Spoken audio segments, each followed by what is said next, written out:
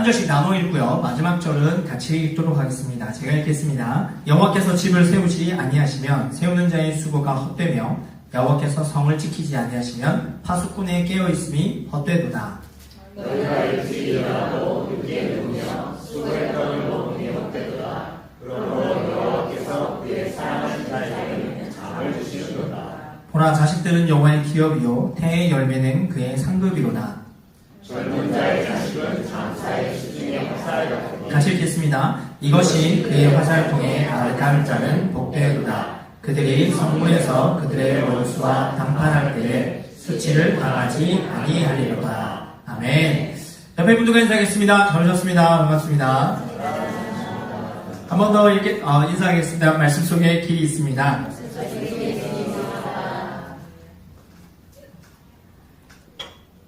어린이 주일 되게 오랜만에 맞이하시나 봅니다. 제가 어린이 주일 하니까 다들 이렇게 눈빛이 왔다 갔다 하시면서 어쩔 줄을 몰라 하시는 어린이 주일입니다. 제가 재밌게 보는 다큐가 하나가 있습니다. 어떤 채널이냐면 그 EBS에서 하는 골라듐 다큐라는 게 있습니다. 골라듐 다큐에 보면 여러 가지 파트가 있는데 그 중에서 제가 좋아하는 파트가 뭐냐면 그 건축 탐구집이라는 그 채널이 있습니다. 골라듐 다큐에서 그 건축 탐구집이라는 거를 주로 다루는 영역을 다루는 내용이 있는데요. 쉽게 말하면 잘 지은 집을 찾아가서 소개하는 내용입니다. 제가 개인적으로 이 집을 어떻게 지었냐, 또 안에 내부가 어떻게 디자인이 됐는지 이게 굉장히 재미있게 보는 채널이기도 합니다. 채널에 소개되는 집들을 가만히 보면은 건축가가 직접 방문해서 외형을 보고 또 이들이 왜 이런 집을 짓게 되었는지를 쭉 이야기를 들으면서 소개를 하는데요. 외형도 일단 독특한데요. 외형도 독특한데 아파트 절대 아닙니다. 단독주택 하우스예요, 하우스. 근데 이제 외형도 외형이지만 중요한 건 안에 들어가 보면 공간이 아주 특별합니다. 그래서 그냥 일반적인 집은 절대 안 나옵니다. 그래서 어떻게 방을 배치를 했고 동선이 어떠며 그 다음에 열 효율과 단열 창을 어떻게 냈고 또 어떤 공간을 어떻게 쓰기 위해서 이렇게 했다라는 것들을 쫙 이야기를 많이 합니다. 그래서 가만히 보고 있으면 이 채널이 재밌는 게요. 사는 사람들마다 그 집에 자신의 이야기와 철학을 담아둡니다. 그래서 자기가 살 때 난 이런 걸 좋아해. 난 이렇게 살고 싶어서 하는 철학과 이야기를 담아서 집 안에 그 구조와 또 공간을 통해서 이야기를 다 풀어놓습니다. 이 얘기가 참 재밌게 다가왔습니다. 그런데 사실 사람들이 이렇게 집 하나 잘 지었다고 해서 다 행복하느냐? 그렇지 않더라는 거죠. 우리는 사실 집 하나 잘 짓는 것보다 더 중요하게 생각하는 게 뭐냐면 인생을 어떻게 설계하느냐 이거에 더 많이 관심을 가지는 게 사실입니다. 어떻게 인생을 살고 어떻게 인생을 설계할까? 그 인생을 잘 세워갈 때 우리가 진짜 만족을 느끼게 된다는 것이죠. 근데 이제 인생이라는 것도 큰 범주 안에 있고요. 이 인생 안에는 또 다양한 영역들이 있지 않습니까? 제가 주로 이제 생각을 해보니까 사람들이 우리가 인생이라고 얘기를 했을 때 가장 많은 에너지와 관심이 가는 분야가 어딜까라고 생각해보니까 가정과 자녀입니다. 가정과 자녀가 내 인생에 있어서 참 잘 짓고 싶어하는 영역이다라는 것을 많이 느낍니다. 요즘 한국에서 어떻게 하면 자녀를 잘 양육을 할까, 훈육을 할까 많은 관심을 쏟습니다. 그래서 모르겠습니다. 제가 한참 이제 애들을 키워가는 이 세대다 보니까 제가 보는 채널과 릴스들은 다 그런 거 올라옵니다. 그래서 이제 여러 가지 얘기들이 많은데 젊은 세대들이 자녀 양육에 많은 관심을 가지고 있습니다. 수많은 정보들이 막 공유되고 하는데요. 인생 선배 되신 우리 집사님들, 권사님들 아시지 않습니까? 다 내 마음대로 되지 않는다는 거. 이미 좋은 정보는 있지만 이 정보와는 다르게 나의 인생과 내 자녀와 내 가정은 내 마음대로 되지 않는다라는 것이 어르신들의 이야기입니다. 그런데 이 고민들이 현대인들의 고민만은 아니었다는 것입니다. 이미 성경에도 앞선 많은 믿음의 선배들이 이 가정과 자녀에 대해서 고민하고 있었고 이것을 자신의 기도 제목으로 삼았다라는 것이 많이 나타납니다. 오늘 127편이 그 이야기를 하고 있습니다. 나에게 주신 가정과 자녀를 어떻게 해야 할까에 대한 믿음을 담아서 기도로 노래로 하고 있는 것이 오늘 시편 127편의 내용입니다. 이 127편은요, 두 가지 특징이 있습니다. 어떤 부분에 있어 두 가지냐면, 하나는 첫 번째는 이거는 성전에 올라가는 노래입니다. 127편은 성전에 올라가는 노래로 분류가 되어 있습니다. 총 150편의 시편이 있지만 5덩어리로 나누거든요.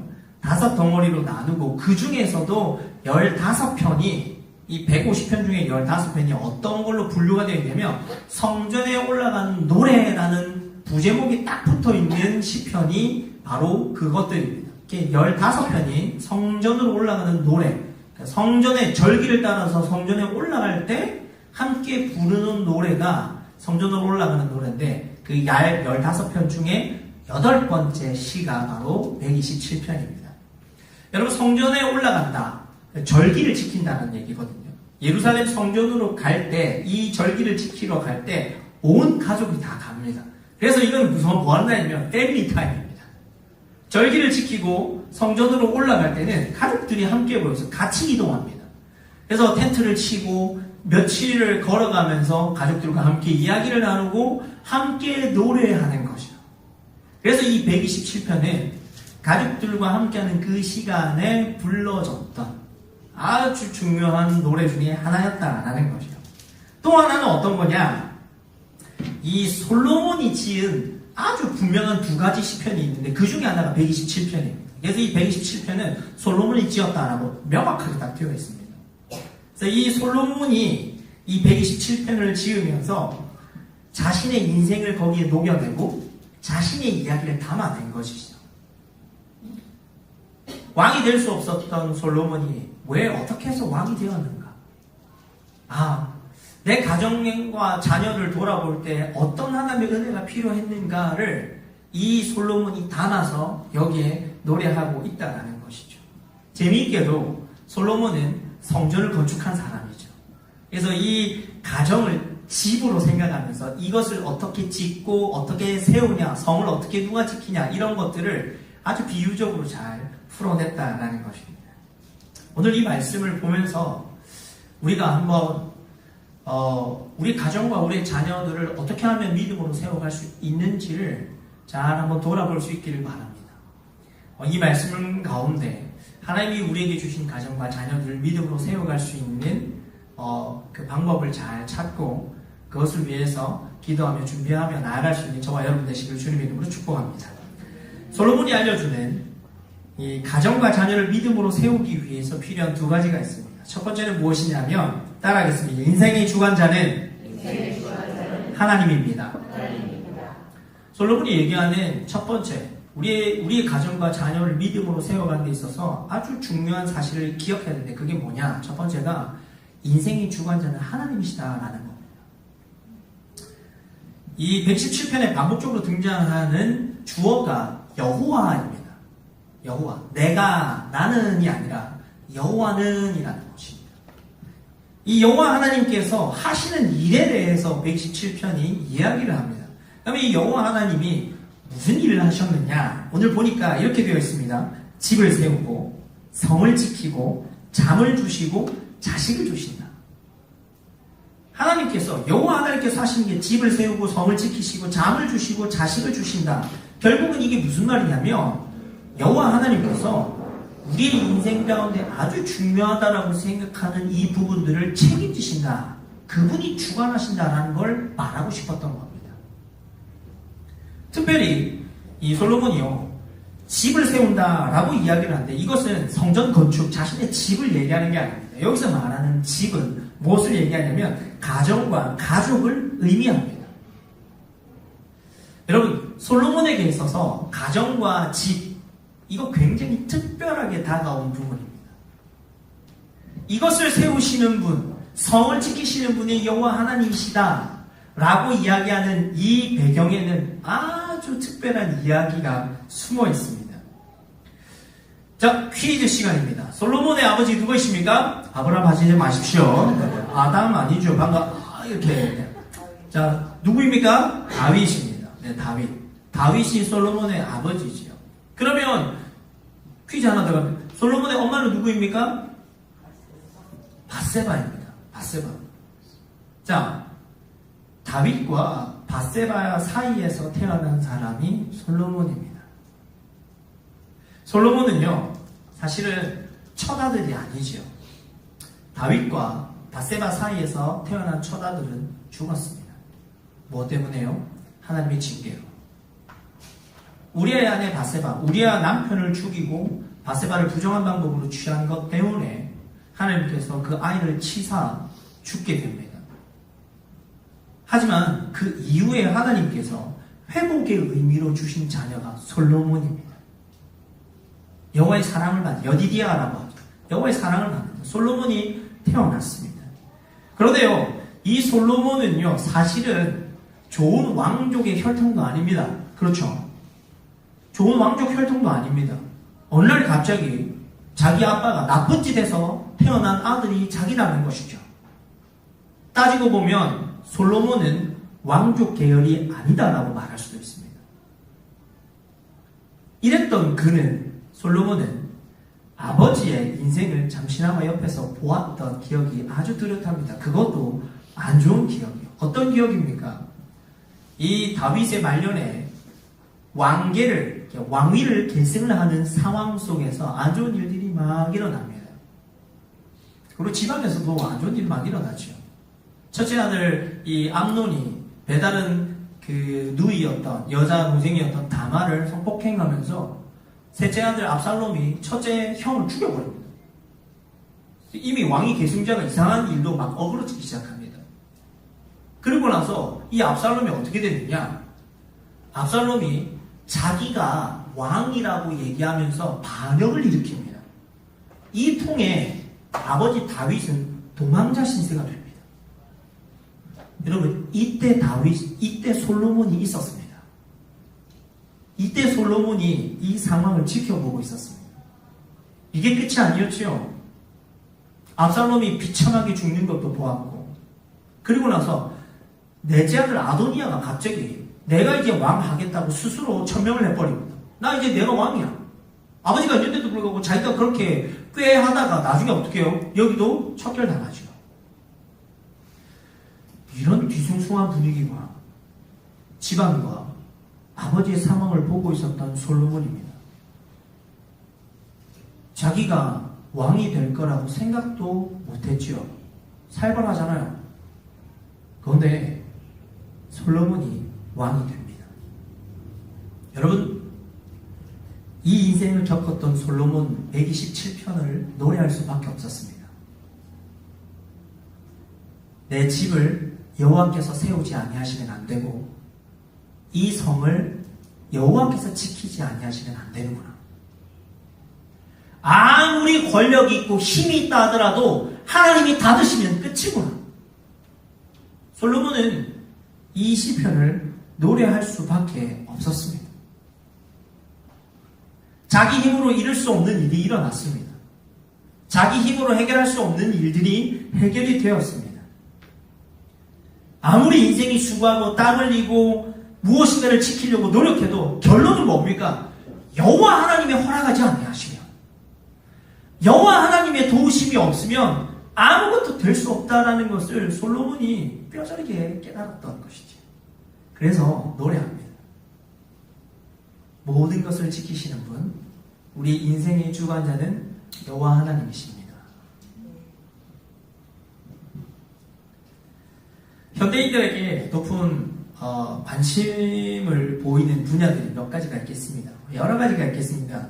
나는 제가 볼 때는 제일 첫 번째 현대인들이 가장 많이 관심을 갖는 경제입니다. 좀 더 솔직하게 돈이지요. 네, 돈입니다.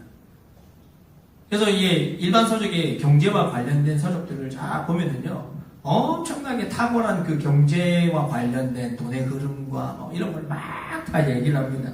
그래서 막 책을 보다 보면요, 돈 얘기만 하는 것 같거든요. 근데 신기하게요, 책을 읽다 보면 재미난 게 나옵니다. 돈과 항상 따라 붙는 게 뭐냐면 사람입니다. 왜 그런 줄 아십니까? 여러분, 제가 만약 판매자라고 생각해 보십시오. 판매자는 누가 필요합니까? 네, 소비자가 필요합니다. 소비자는 로봇이 아닙니다. 소비자는 사람입니다. 사람의 마음을, 이 소비자들의 마음을 이해하고 그들의 마음을 파고 들어가야 되기 때문에 돈과 사람은 뗄래야 뗄 수가 없습니다. 그래서 항상 현대인들이 많이 관심을 가지는 것 중에 하나가 돈과 사람입니다. 내가 어떻게 하면 이 돈을 정복할 수 있느냐, 내가 어떻게 하면 돈을 다스리느냐, 마찬가지로 내가 어떻게 하면 저 사람을 얻느냐, 내가 어떻게 하면 저 사람을 다스리느냐에 대한 이야기에 집중되어 있다라는 것이죠. 사람들은요, 이 두 가지를 잘하기 위해서 엄청 애를 씁니다. 그리고 정복할 수 있다라고 생각합니다. 왜 이렇게 돈과 사람을 정복하려고 할까요? 그걸 하면은요, 내 인생의 질이 올라가기 때문에 그렇죠. 내가 있는 그 가정의 삶의 질이 올라가고 내가 누리는 삶의 질이 올라가기 때문에 이 삶의 퀄리티를 위해서 돈과 사람을 다스리고 싶어 합니다. 그런데요, 뭔가 이렇게 잘하고 다스리려고 하면 막 열정을 쏟아붓거든요. 그래서 사람들이 막 얘기합니다. 열심히 하면 돼. 공부하면 돼. 사람을 이렇게 연구하고 이렇게 하면 다 될 거야. 그러면 노력하고 쏟아부은 대로 좋은 결과들이 이렇게 나올 거야 라고 막 이야기를 합니다. 결론은 뭡니까? 그렇게 됩니까? 안 됩니다. 안 되는 경우가 많습니다. 왜냐하면 그 모든 것들이 내 뜻대로 되는 것 같지만 결국은 이것을 주관하시는 분이 누구인지를 놓치게 되었을 때 우리가 많은 실수를 하기 때문에 그렇습니다. 열심히 하는 게 헛되다는 거 아닙니다. 여러분, 열심히 하는 거 맞습니다. 수고하고 땀 흘리고 지혜를 발휘하면 됩니다. 그런데 여기서 하나 우리가 놓치지 말아야 할 것이 있습니다. 우리가 예수를 믿고 살아간다면 반드시 기억해야 될 것이 있지요. 전도서 3장은 이렇게 말합니다. 사람이 먹고 마시는 것과 수고함으로 낙을 누리는 그것이 하나님의 선물인 줄도 또한 알았도다. 내가 수고하고 땀 흘리고 한 모든 것들을 얻게 되었을 때 이것이 뭐다? 하나님의 선물이다. 예수님도 분명히 말씀하시죠. 마태복음 10장에 참새 2마리가 한 아사리온에 팔리지 않느냐. 그러나 너희 아버지께서 허락하지 아니하시면 그 하나도 땅에 떨어지지 아니하리라. 아무리 사소한 것이라도 하나님의 허락과 하나님이 주시는 것이 있어야 된다는 겁니다. 수고하고 땀 흘린 거 필요합니다. 하지만 그것을 마지막으로 결제하시고 그래 내가 너에게 주겠다라고 말씀하시는 그 하나님의 존재를 우리가 잊지 말아야 된다는 것이죠.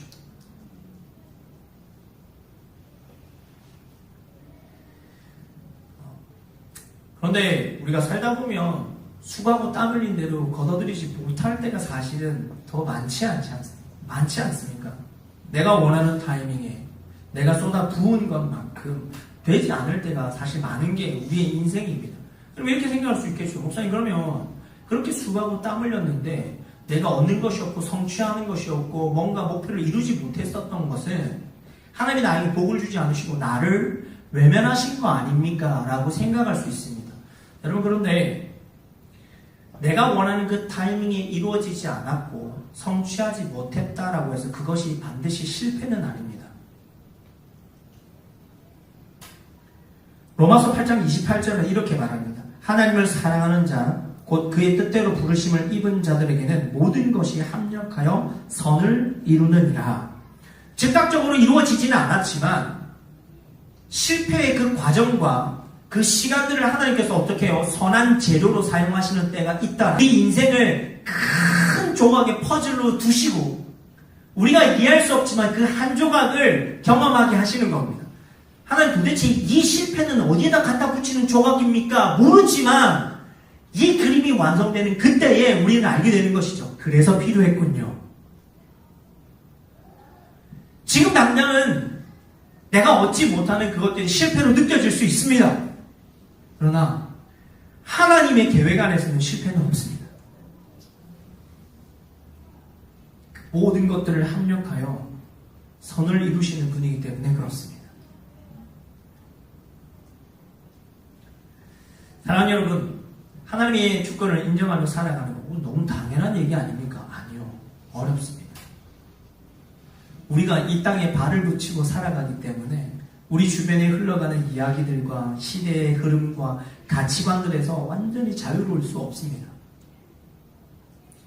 여러분, 그렇기 때문에 더욱이 우리가 입술로 내뱉어야 합니다. 내 인생의 주관자는 하나님이십니다. 모든 것을 허락해 주시는 분은 하나님이십니다. 우리가 더욱이 입술로 내뱉고 선포해야 할 필요가 있다는 것이죠. 우리 옆에 분들과 인사하겠습니다. 인생의 주관자는 하나님이십니다. 여러분, 우리의 인생의 주관자는 여호와 하나님이십니다. 수고하고 땀 흘리고 걷어들이려고 하는 그 모든 것 위에 하나님의 도우심이 풍성하게 임하는 우리의 삶이 되기를 주님의 이름으로 축복합니다. 두 번째로 이 시편 기자가 알려주는 가정과 자녀를 믿음으로 세우기 위해서 필요한 것이 무엇일까요? 첫 번째는 뭐였냐면 인생의 주관자가 하나님이다라는 걸 기억하는 것이고요. 두 번째는 뭐냐면 하나님이 주신 인생 설계도를 따라가야 된다는 겁니다. 하나님이 주신 인생 설계도가 있습니다. 이것을 따라갈 때 우리 가정과 우리 자녀들이 믿음 가운데 바르게 세워져 간다는 것이죠. 이 솔로몬은 이 125편 전반부에서 127편 전반부에서 하나님이 인생의 주관자다라는 것을 강력하게 이야기를 한 다음에 후원부에 가서는 뭘 얘기하냐면 우리에게 주신 그 자녀에 대한 이야기를 합니다. 하나님이 주신 이 자녀가 무엇이냐? 하나님의 축복이다. 기업이고 상급이다라고 이야기를 합니다. 자녀가 왜 하나님의 상급이고 축복이었을까요? 이때 당시에는요, 고대 금동사회에서는 자녀가 하나님이 주신 복을 측정할 수 있는 아주 중요한 지표였습니다. 실제로 건장한 아들들은 부모를 지키는 가드가 됐었고요. 하나의 군사력이 되었습니다. 그래서 자녀가 많은 가정이 족장시대 때는 아주 중요했었습니다.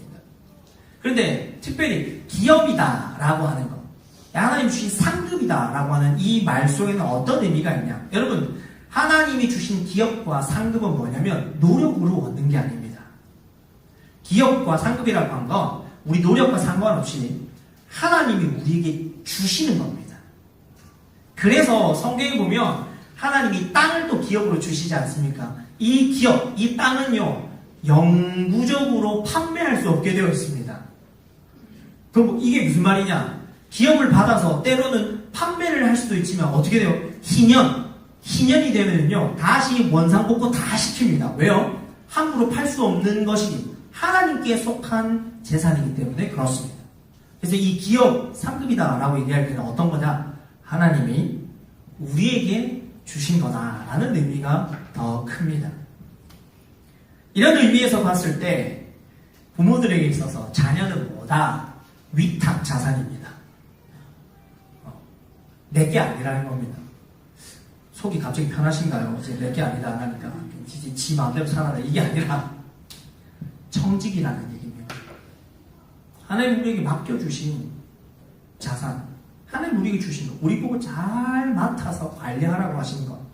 그래서 우리 모든 부모는 청직이입니다. 그래서 이 청지기로서 하나님이 맡겨주신 자녀를 대할 때 어떻게 대해야 되느냐? 에베소서 6장이 이렇게 말합니다. 또 아비들아 너희 자녀를 노엽게 하지 말고 오직 주의 교훈과 훈계로 양육하라. 어미라는 말이 없어서 조금 서운하긴 합니다만 아빠한테만 얘기하는 것 같아서 그런 의미가 부모에게 얘기하는 거죠. 모든 부모들은 어떻게 해요? 우리 자녀들을 노엽게 하지 말고 하나님의 말씀으로 교훈하고 훈계하고 양육하라라는 겁니다. 언약의 자녀로 살아갈 수 있도록 하나님 그렇게 우리에게 맡겨주셨다라는 겁니다. 오은영 박사 굉장히 유명합니다. 한국에. 오은영 박사가 유명해진 이유는 그만큼 한국 사회가 자녀 훈육과 양육에 많은 실패를 경험하고 거기에 또한 관심이 많다라는 반증이기도 합니다. 오은영 박사님이 출연하는 그 프로그램 중에 금쪽 같은 내 새끼라는 게 있습니다. 그래서 거기에 출연하는 가정에 있는 자녀를 뭐라고 얘기하냐면 금쪽이라고 얘기합니다. 금쪽이. 금쪽이. 여러분 단어만 보면은 금쪽이는 굉장히 좋은 단어입니다. 금쪽 같은 내 자녀라는 얘기죠. 근데 실제로 그 프로그램에 나오는 자녀는 별로 네 그렇습니다. 네. 많은 솔루션이 필요한 자녀로 등장을 합니다. 뭔가 도움이 필요하니까 이 솔루션에 이제 신청을 했겠죠. 그런데요, 재밌는 건 이 프로그램을 가만히 보고 있으면 아이도 아이지만 사실은 바른 훈육의 방법을 모르는 부모들이 많이 등장합니다. 왜 이런 프로그램들이 더 성행하고 많은 사람들이 볼까? 저는 이렇게 생각합니다. 잘 키우고 싶구나. 진짜 잘 키우고 싶구나. 어떻게 해서든 이 자녀를 바르게 양육하고 싶은 마음이 그렇게 투영돼서 나타나는 것이죠. 뭐 이런 것만 있는 게 아닙니다. 그 최근에 제가 추천받은 채널이 있습니다.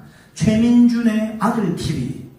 이게 뭐냐면 아들을 키우는 엄마 아빠들이 더 이상 이성을 놓지 않는 방법이 거기 나와 있습니다. 아들 앞에서 사람처럼 말하기 뭐 이런 거. 더 이상 아들의 모습을 보면서 눈 뒤집어지지 마세요. 뭐 이런 이게 노하우들이 굉장히 많이 있습니다. 그래서 누가 저한테 강력히 추천하시더라고요. 나중에 그날이 올 겁니다. 이러시면서. 그래서 뭐 이 아이들을 어떻게 하면 바른 인성과 바른 지성을 가지고 키우게 할까 이런 거 많이 고민을 합니다. 자, 그러면 질문하겠습니다. 요렇게 3, 4살쯤 5살쯤 지나서 아이들이 좀 사람이 되는 그 시기 학령기에 올라가면 괜찮을까요? 그렇지 않습니다. 학령기는 학령기 나름대로 전문용어로 빡셉니다. 엄청 빡셉니다. 자, 그럼 이제 학령기가 지나가잖아요. 괜찮을까요? 다 아시지요? 네. 또 직장 준비하면 직장 준비한다고 또 스트레스 받습니다. 누가요? 부모님이요. 네. 그럼 직장을 지나서 이제 결혼 준비하면 이제 마음이 놓아집니까? 그때부터 또 걱정입니다. 또 데리고 오는 또 여자를 또 힘들게 하진 않을까? 데리고 오는 남편을 또 뭐 어떻게 부터 시작해서 이제 그럼 이제 결혼하면 끝일까요? 장로님 끝입니까? 집사님 끝입니까? 양 집사님 아니죠. 네. 이 결혼한 자녀들이 또 자녀를 오면 그때부터 또 다른 얘기가 펼쳐지더라고요. 우리 인생 선배님들의 얘기를 들어보면 끝이 없습니다. 특히나 제가 볼 때는 한국 부모님들은 부모라는 타이틀에서 벗어나는 게 쉽지가 않습니다. 오죽하면 캥거루 부모라고 하겠습니까? 쉽지가 않습니다. 이런 상황이 되다 보니까 다들 어디에 관심이 있느냐? 어떻게 하면 내 자녀를 인성과 실력을 잘 갖춘 인생으로 만들어 갈 거냐, 잘 지도해 줄 거냐, 이게 엄청 많이 관심을 가지십니다. 그리고 여기에 대한 자료와 정보들이 엄청 많습니다.